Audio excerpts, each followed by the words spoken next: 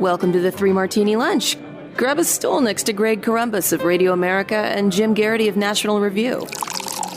Three Martinis coming up. Hey, really glad you're with us for the Tuesday edition of the Three Martini Lunch. Grab your stool. We've got a lot to talk about today. There's a lot of bad and crazy. And the first one, Jim, I think is mostly bad because it means the president was lying. But I guess it's good that we're getting some more clarity on exactly what our military leaders were telling Joe Biden prior to the total debacle in Afghanistan. The Senate Armed Services Committee today is hearing from Defense Secretary Lloyd Austin, General Milley, who for some reason is still the chairman of the Joint Chiefs of Staff, and General McKenzie, the head of CENTCOM. And nobody wanted to really talk about how many Americans were left in Afghanistan. Jim Inhofe, one of the top Republicans on the committee, said simple math suggests it should be about 4,000. And everybody just deferred to the State Department on the number. Very mealy-mouthed on that. But when it came to military advice months ahead of time in Afghanistan, they were very clear.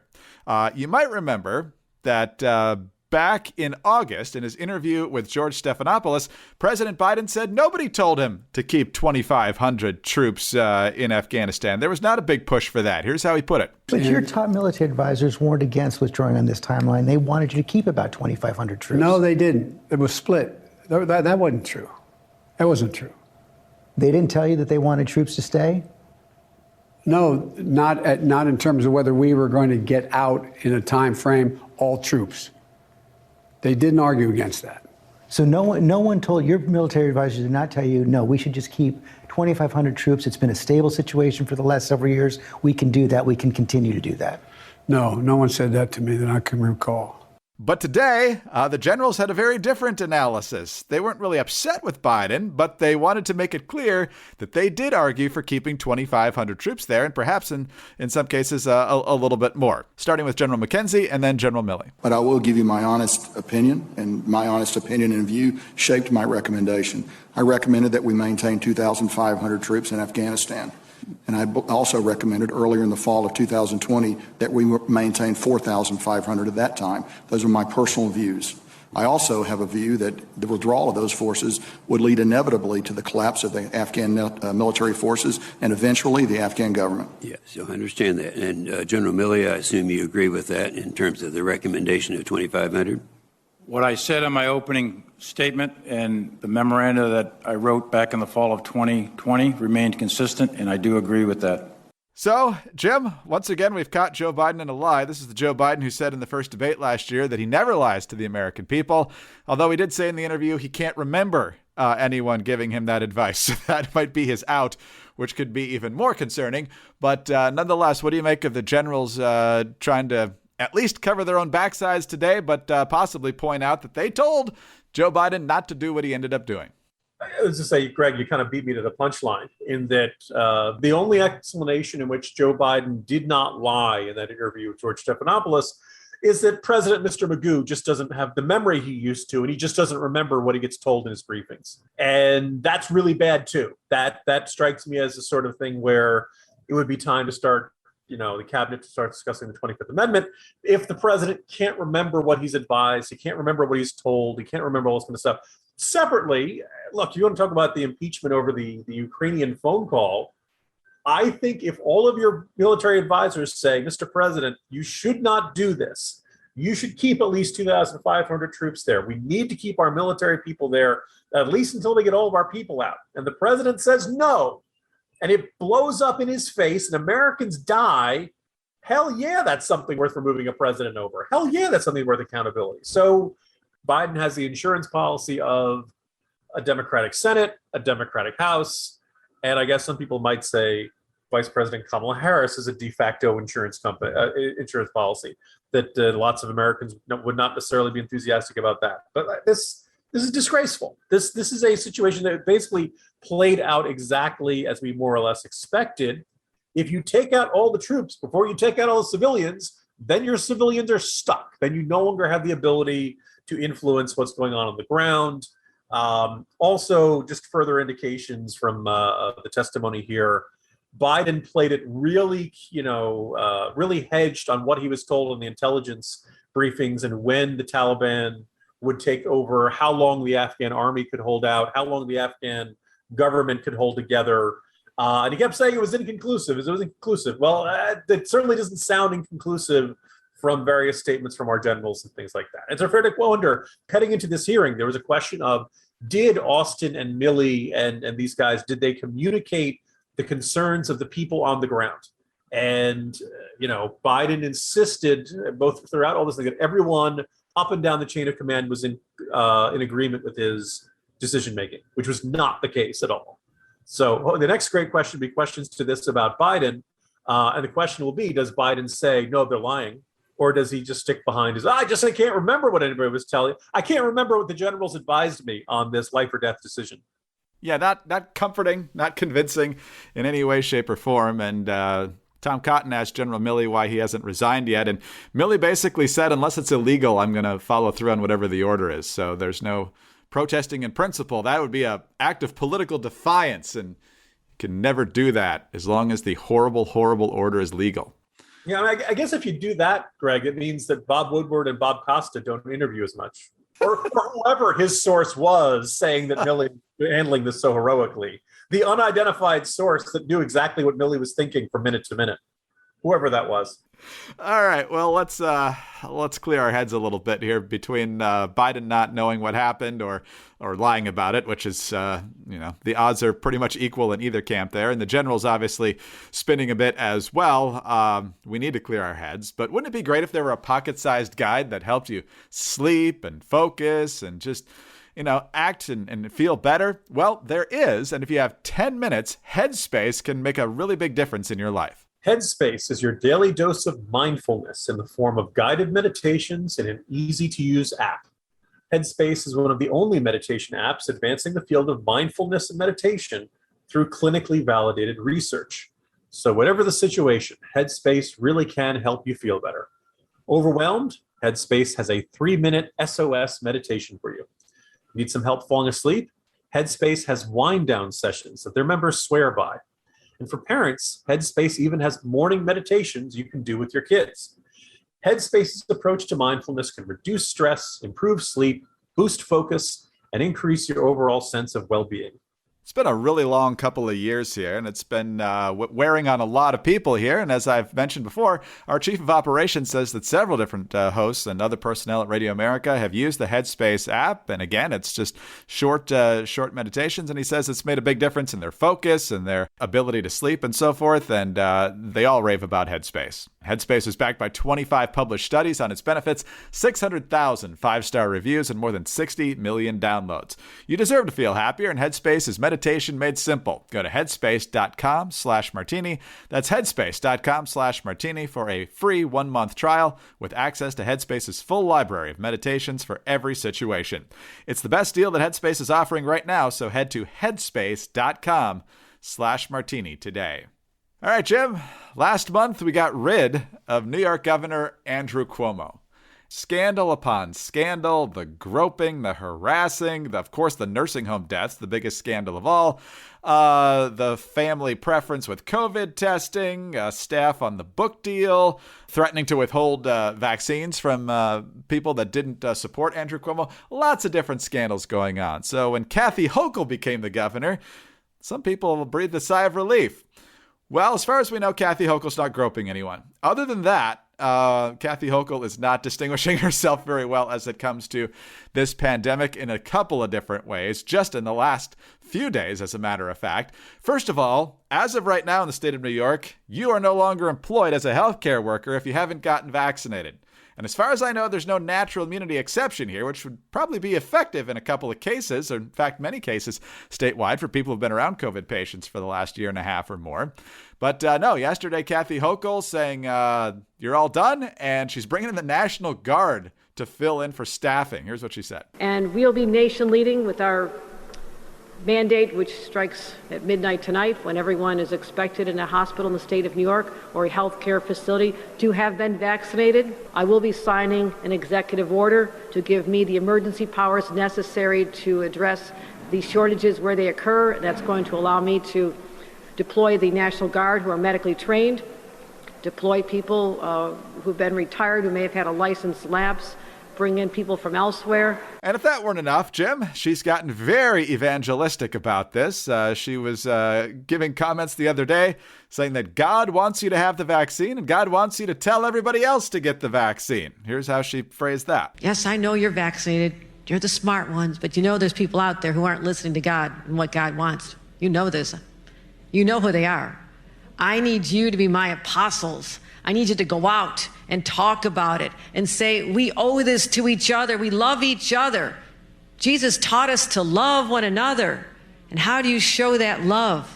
But to care about each other enough to say, please get vaccinated because I love you. I want you to live. The left is pro-evangelism as long as it's not, actual evangelism or other things that they don't necessarily agree with here. But Kathy Hochul making our healthcare system weaker by getting rid of the people who were heroes as of a few months ago, and then engaging in rhetoric that, let's just say, Republicans would get absolutely crushed for if they did it on COVID or anything else. Yeah, anytime a governor comes out and says, there are people out there who aren't listening to God and what God wants, you know who they are. That's something where Republicans does it. Well, all of a sudden it's, get your rosaries off my ovaries, and where it's theocracy, it's the Handmaid's Tale, Then also, I know she's speaking at a Christian cultural center, and I realize this is, she's doing it deliberately in a Christian context. Greg, I don't want to speak on your behalf, and I try not to talk too much about my faith. I've had lots of, messy times. I've stumbled with it. Just want to observe, I need you to be my apostles. Who are you setting yourself up as in this metaphor?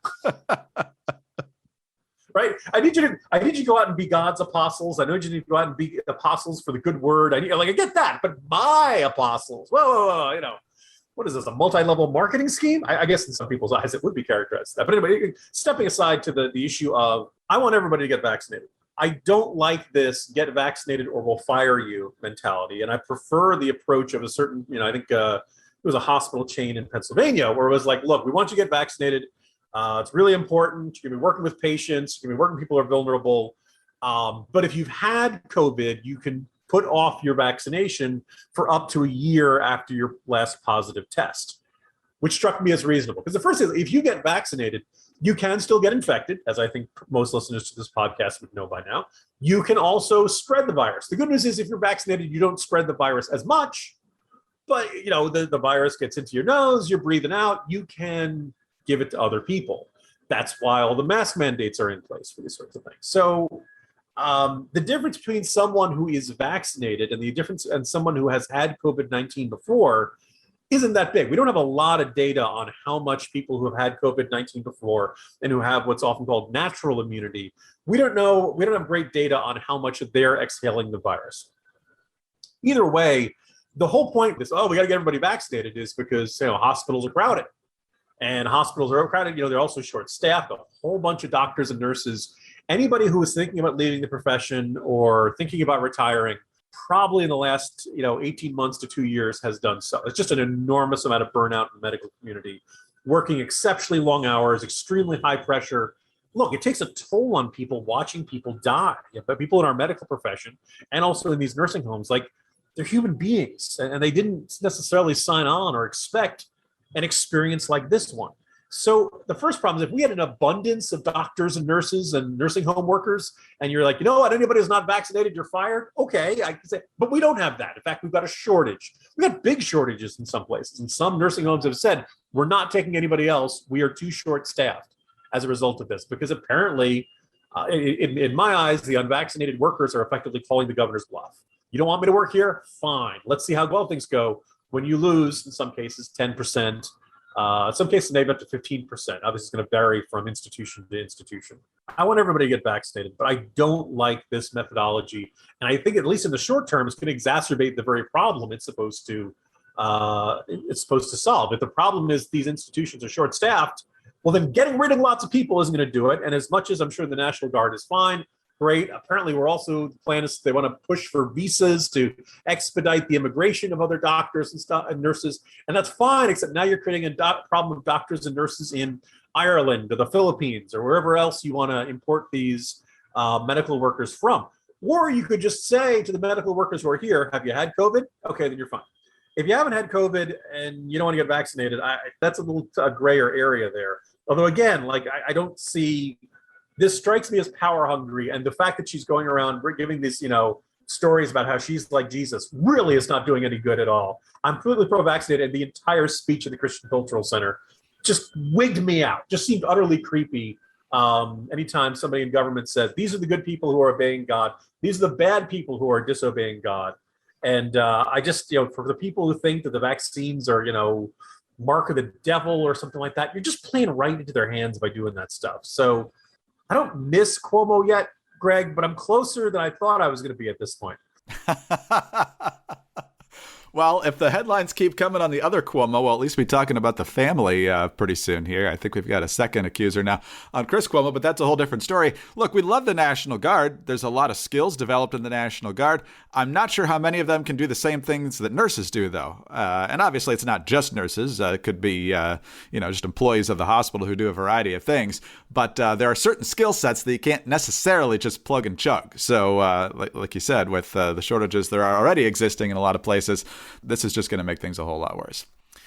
All right, let's talk about one of the things that can help you feel better if you do come down with COVID. Hopefully it's a mild case. At least you'll be able to rest in comfort. That's very important, and that's certainly true even if you don't have COVID, obviously. And MyPillow has the best products to rest in. They got the sheets, they got the mattress topper, they've got the towels, and of course you've got the MyPillow slippers. They've done it again.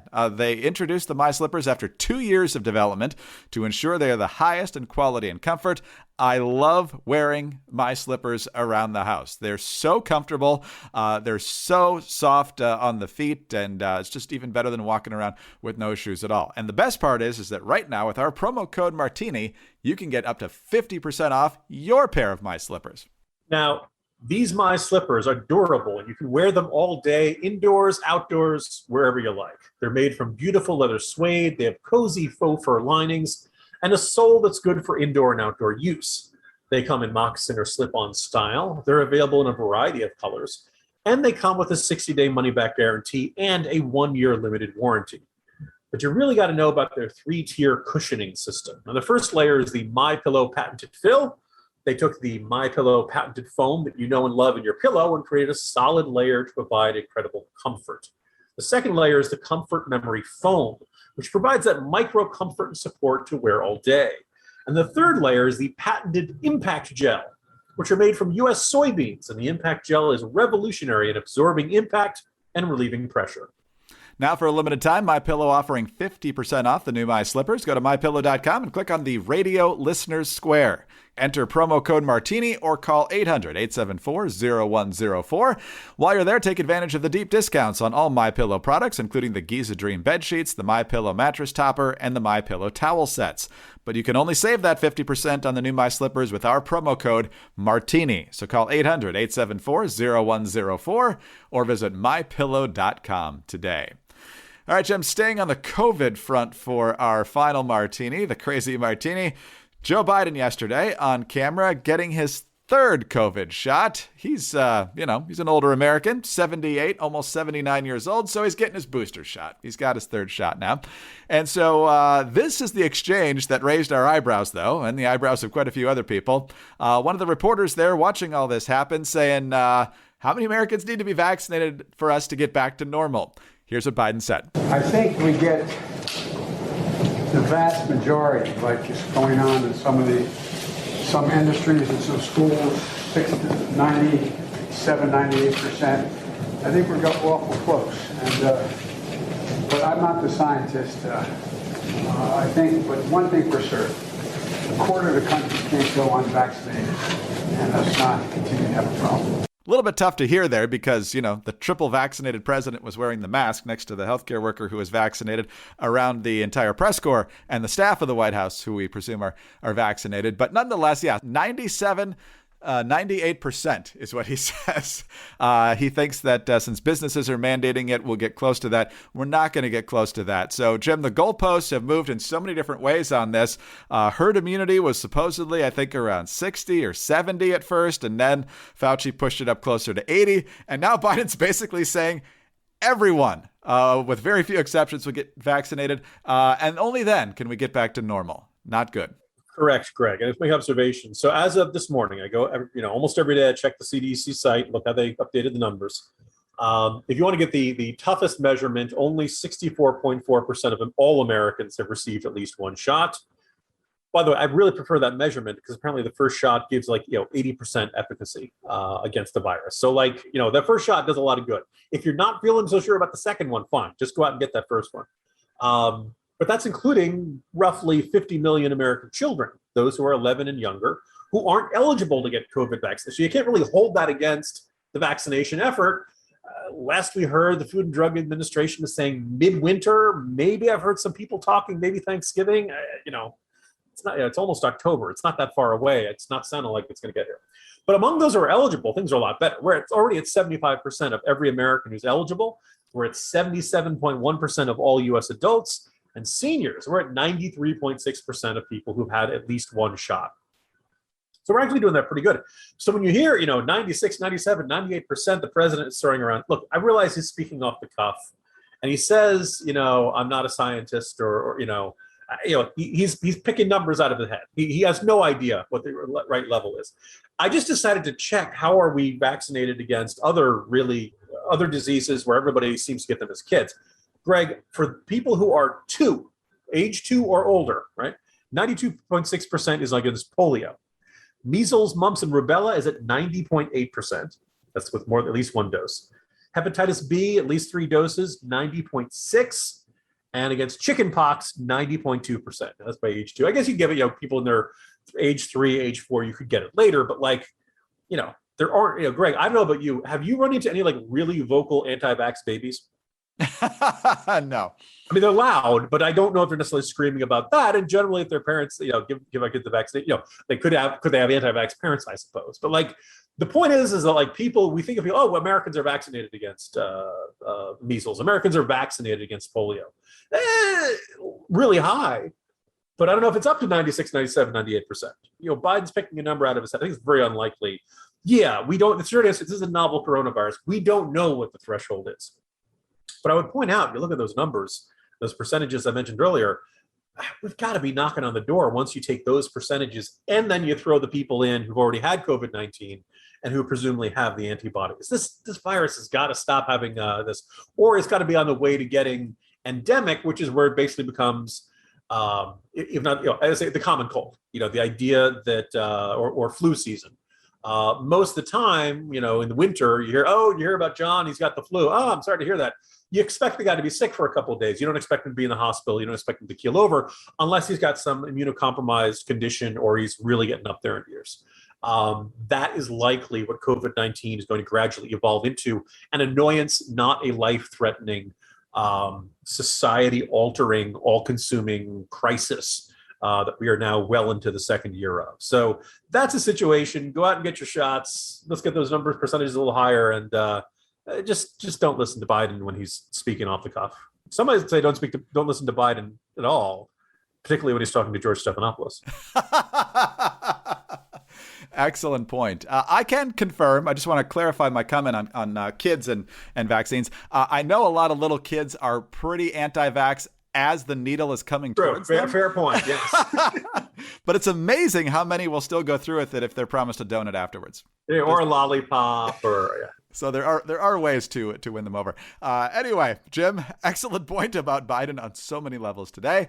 And we'll do it again tomorrow. See you then. See you tomorrow, Greg. Jim Garrity, National Review. I'm Greg Corombos of Radio America. Thanks for being with us today.